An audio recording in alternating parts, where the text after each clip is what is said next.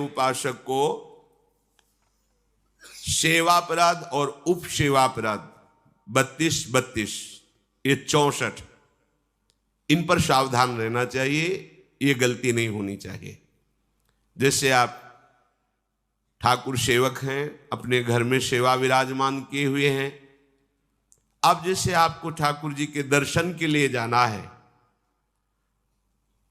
तो जहां तक ठाकुर जी के दर्शन करने के लिए जाना है, हो सके तो पादुका ना पहने, नंगे पैर दर्शन करने जाए। यदि आप में ऐसी सामर्थ्य नहीं है किसी कारण से, तो सीढ़ियों में पादुका नहीं पहनना चाहिए। जहां से मंदिर की सीढ़ियां हैं, पादुका उतार कर माथा रखकर सीढ़ी में फिर चढ़ना चाहिए। खड़ाओं या पादुका पहन करके श्री विग्रह के दर्शन करने के लिए जाने में फिर अपराध लगता है। अरे अपने मालिक के दर्शन करने जा रहे हैं, स्वामी के दर्शन करने जा रहे हैं, प्रभु के दर्शन करने जा रहे हैं, तो अपनी कुटिया से और मंदिर तक नंगे पैर जाना चाहिए। ये भावना रखनी चाहिए। भरत जी जा रहे हैं प्रभु के दर्शन करने के लिए, अयोध्या से पैदल ही चले थे, तो सुकुमार चरणारविंद तो बड़े बड़े फफोके छाले पड़ गए थे। वशिष्ठ जी ने देखा, सबने मिलकर भरत जी से कहा पालकी पे बैठ जाइए। तो उनका हाँ, मेरे प्रभु यहाँ नंगे पैर चले हैं और मैं पालकी पे बैठ जाऊं? उचित तो यह है कि अपने प्रभु के दर्शन के लिए मैं जा रहा हूं, तो जहां जहां प्रभु के चरण पड़े वहां मेरा शीश पड़े, अर्थात सिर भर जाऊं। उचित मोरा सप्ते सेवक धर्म कठोरा, यहां मैं सर के बल चल के जाऊं, पर असमर्थ हूं। तो आप कह रहे हैं पैर में छाले पड़ गए, आप सवारी में बैठ जाइए। ऐसा नहीं हो सकता। तो अपने प्रभु के दर्शन करने के लिए जब जाए, तो हो सके सामर्थ्य हो तो पादुका न पहने, कोई खड़ाऊं चप्पल जूता आदि ना पहने। अगर पहने हैं तो बस सीढ़ी तक ही पहन कर जाए, ऊपर सीढ़ियों के नहीं। इतने सुकुमार मत बनो, ये आग में जलाया जाएगा शरीर, ये गाड़ दिया जाएगा शरीर, इससे ज्यादा प्यार ना करो। दूसरा, प्रभु के जो उत्सव हैं, कृष्ण जन्माष्टमी, राधा अष्टमी और भी जो भागवतिक उत्सव हैं, यदि आप अपने आराध्य देव का उत्सव नहीं मनाते हैं तो ये सेवापराध है, मनाना चाहिए। 4 लोग मिल करके सुंदर फूलों से पत्रों से श्रृंगार करके प्रभु की जय घोष करनी चाहिए, प्रभु की कथा करनी चाहिए। आपस में बैठ करके भगवान के जन्म अवतार की, लीला अवतार की कथा कहे, नाम कीर्तन करे। अगर ऐसा नहीं करता तो ये अपराध है। तीसरा, प्रभु या गुरुदेव के सामने जाकर प्रणाम न करना, यह अपराध है। जय बार सामने जाए तय बार प्रणाम करे। अगर आप अस्वस्थ हैं, आपका शरीर काम नहीं कर रहा, तो हाथ जोड़कर सर झुका दीजिए, नहीं तो पंचांग या साष्टांग प्रणाम कीजिए। जय बार गुरुदेव से मिले, जय बार प्रभु के श्री विग्रह के सामने जाए, तय बार प्रणाम करें। अगर अपनी कुटिया में भी प्रभु विराजमान है तो जय बार उनके सामने, इससे दासत्व पुष्ट होता है, प्रभु की कृपा प्राप्त होती है, प्रणाम करें। चौथा, यदि आप अपवित्र हैं, शौच में गए हैं और वहां वैसे ही वस्त्र पहने हुए जिसमें आपने शौचालय में प्रवेश किया, शौच किया, उन्हीं वस्त्रों से अपवित्र दशा में प्रभु के सामने नहीं जाना चाहिए।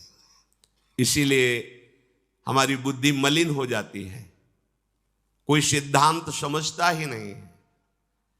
जो शौचालय है उसमें उतने ही वस्त्र पहन कर जाएं जितने हम धो सकते हैं। अगर आपको बार बार शौच लग रही है तो आप कमर से जरूर स्नान करें, यहां से हाथ धो लीजिए, कुल्ला कीजिए, नाक आंख कान इन छिद्रों को पवित्र कीजिए और वही वस्त्र पहनिए, या उनका हो,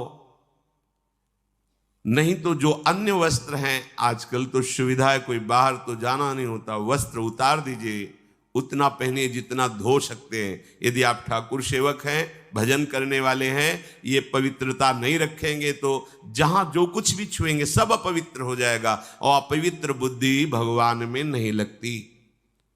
मलिनता छा जाती है।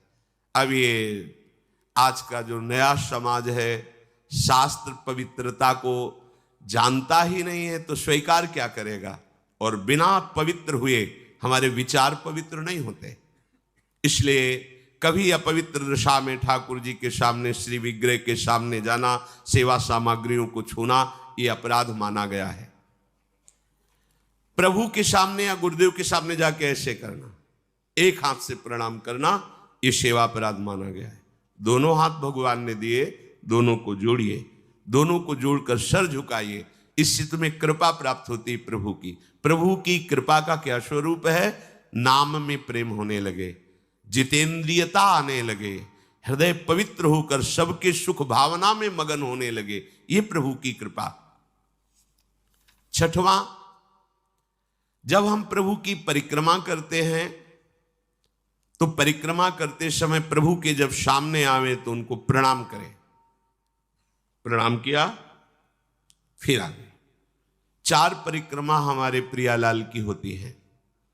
कभी सामने परिक्रमा नहीं करनी चाहिए, जैसे सामने खड़े ऐसे घूम जाते हैं सामने, नहीं, ऐसा नहीं। प्रभु के सामने ऐसे नहीं घूमना, वहीं खड़े खड़े घूम गए 4, ऐसा नहीं। प्रभु को दाहिने करके प्रदक्षिणा। अगर आप प्रभु को प्रणाम नहीं करते, परिक्रमा करते हुए या सामने घूमते, ये सेवा अपराध है। 7वां, प्रभु के सामने गए मंदिर में और आप पैर फैला के बैठे, सामने ऐसे पैर फैला लिए, ऐसे फैला के बैठे, ये अपराध है। अपने आराध्य देव के सामने, अपने गुरुदेव के सामने पैर फैला के नहीं बैठा जाता। यदि आपके पैरों में कोई दोष है तो उतनी देर ही रुकिए जितनी देर आप खड़े दर्शन कर सकते हैं, सामने से हट जाइए, सामने पैर नहीं होने चाहिए आपके। 8वां, प्रभु के श्री विग्रह के सामने दोनों घुटनों को ऊंचा करके अपने हाथों से लपेट कर बैठना, ऐसे ऐसे घुटने दोनों खड़े करके ऐसे जैसे बांध कर ऐसे ऐसे बैठना सेवा अपराध है। प्रभु के श्री विग्रह के सामने, अब जैसे मंदिर में गए, थके हैं आप, दीवार में उड़क करके ऐसे सो, यह अपराध है। प्रभु के श्री विग्रह के सामने उतनी देर ही टिको, बस जितनी देर आप सावधान है, नहीं बाहर निकल जाओ, एकांत सेवन करो। श्री विग्रह के सामने उतनी देर ही दर्शन करने गए, केवल आपकी दृष्टि नक्शिख लो अंगंग माधुरी, प्रभु की केवल दर्शन कर रहे, आंख बंद कर ली, ध्यान किए, फिर दर्शन, फिर ध्यान। जब मन देखा कि चंचल होने लगा, नेत्र झुकाए, प्रणाम किया, मंदिर से बाहर हो गए। किसी से वार्ता नहीं। प्रभु के श्री विग्रह के सामने उनके चरणामृत और प्रसाद को छोड़कर अन्य नहीं पाना। प्रसाद मिला तो पा गए, चरणामृत मिला तो पी लिए। इसके अलावा ऐसा नहीं कि अब जगह है, प्रभु हैं, चलो और कुछ नहीं। वहां कोई खाना पीना, कोई व्यसन, ये अपराध है। प्रभु के श्री विग्रह के सामने बैठकर बात करना और उसमें झूठ बोल देना, ये दोनों अपराध हैं। प्रभु के दर्शन करने के लिए जब जाइए तो बोलिए मत किसी से, और कैसे हो, क्या है, कुछ नहीं, शांत, राधा राधा राधा। भैया बात करनी तो बाहर मिलना, यहाँ नहीं, यहाँ दर्शन, आप भी दर्शन कीजिए और हट जाइए उससे। अगर कभी कोई अपना पूज्यजन, बड़ा जन है, हमसे बात कर रहा है, उसको कैसे कहें कि आप हट जाइए? तो जितनी बात हो भागवतिक हो और सत्य हो, क्योंकि वहां सत्य साक्षी देने की नहीं, प्रभु विराजमान है। वहां का झूठ तुम्हारे पुण्यों को नष्ट कर देगा। पहले भी जब कोई बात सत्य कहलानी होती थी तो कहा जाता था मंदिर में चढ़ के बोल दो, फिर हम दोबारा तुमसे नहीं पूछेंगे। वो हाँ चलो, तो मंदिर में बोल रहा है मतलब सत्य बोल रहा है। प्रभु के सामने झूठ बोलना या अन्य वार्ता करना, यह अपराध है। प्रभु के श्री विग्रह के सामने जोर जोर से किसी को बुलाना, ए जोर से आवाज नहीं, स्वामी विराजमान है। अगर किसी को बुलाना भी है, इशारे से समीप जाके स्पर्श करके चलो दर्शन करो। प्रभु के श्री विग्रह के सामने आपस में प्रापंचिक बात करना, अगर बात ही करनी, आज देखो कितना सुंदर मोर मुकुट है, आज देखो कितना सुंदर प्रभु का हार है, आज देखो कैसे मकराकृत कुंडल है, आप देख रहे हो, प्रभु ऐसा लग रहा है मुस्कुरा रहे हैं, प्रभु देख रहे हैं, बस उनके विषय की बात करो तो करो, अन्यथा मौन। प्रभु के श्री विग्रह के सामने लड़ाई झगड़ा कर देना। अगर आप बिहारी जी के सामने, राधा वल्लभ जी के सामने, राधा रमण जी के सामने कोई आपको धक्का दे रहा है, कोई आपको कटु व्यवहार कर रहा है, आप चुप रहिए, आपको प्रतिकार नहीं करना। मालिक हैं, वो देख रहे हैं, बिल्कुल शांत रहिए, बहुत बड़ा हिसाब हो जाएगा आपका, जन्म जन्मांतरों के अशुभों का नाश हो जाएगा। और अगर लौट कर आपने गाली दे दी और थप्पड़ मार दिया तो ये कलह आपके पुण्यों का नाश कर देगी। बहुत सावधानी से भगवत दर्शन किए जाते हैं। प्रभु के श्री विग्रह के सामने किसी को किसी भी प्रकार से पीड़ा देने की भावना कर लेना, भावना भी नहीं करनी पीड़ा देने की, प्रगट में देने की तो बात जाने दो।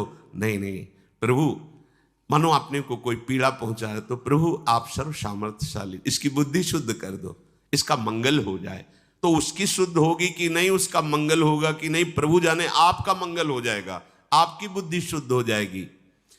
प्रभु के श्री विग्रह के सामने किसी को आशीर्वाद देना। आप प्रभु के दर्शन करने गए, कोई आपको प्रणाम कर रहा, खुश रहो, जय हो जय, नहीं, देखना भी नहीं उधर, सीधे प्रभु की तरफ देखो। वहां कोई भी कहीं भी किसी को भी प्रणाम करे, प्रणाम प्रभु को हो रही है। आप बिल्कुल ये मानकर कि मेरे को प्रणाम कर रहा है उसको आशीर्वाद, बिल्कुल नहीं, प्रभु की तरफ केवल देखें। अगर किसी को ऐसे तो वो अपराध बनता है। प्रभु के श्री विग्रह के सामने किसी को गाली देना, निष्ठुर वचन बोलना, यह अपराध है। प्रभु के श्री विग्रह के सामने कंबल से शरीर ढक करके वहां बैठना, ऐसा। ये जो हमारा भजन करते हुए, सेवा करते हुए